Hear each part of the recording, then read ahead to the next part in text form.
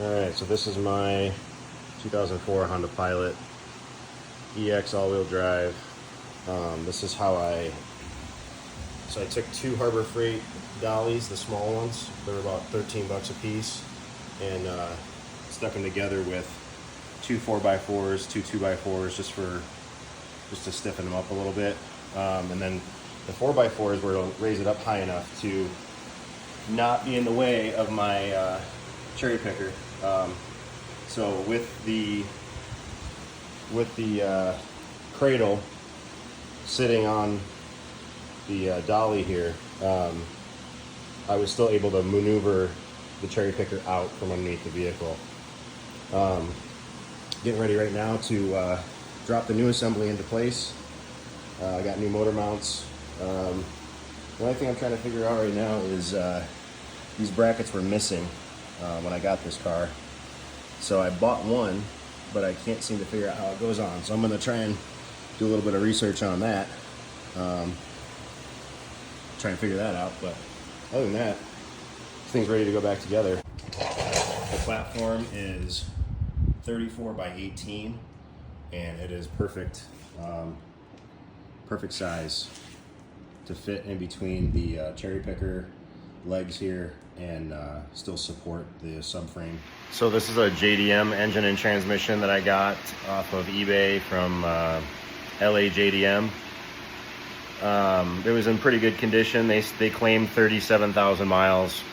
I think it's probably at least twice that, based on just the amount of carbon and stuff inside the intake plenum and the condition of the injectors.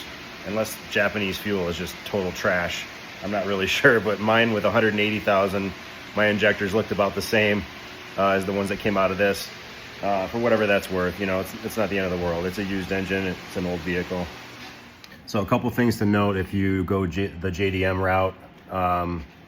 Every sensor except for the injectors and a couple other little odds and ends are going to need to be swapped over in order for everything to connect up. The connectors are different on just about every sensor, with a few exceptions. So what I would do is test fit all of them just to make sure before you go sliding this thing in, and then you're, you know, working in tight spaces instead of working out in the open like this.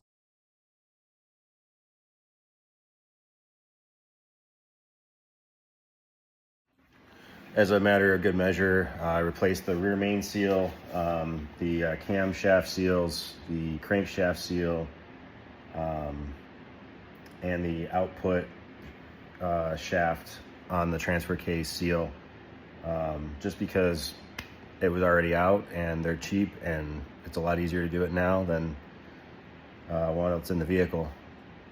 So a little bit of cheap insurance. One other thing to note.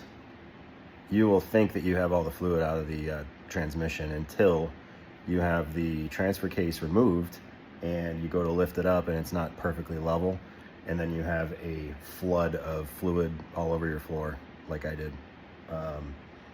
So put a pan under it when you take that off. You'll be glad you did.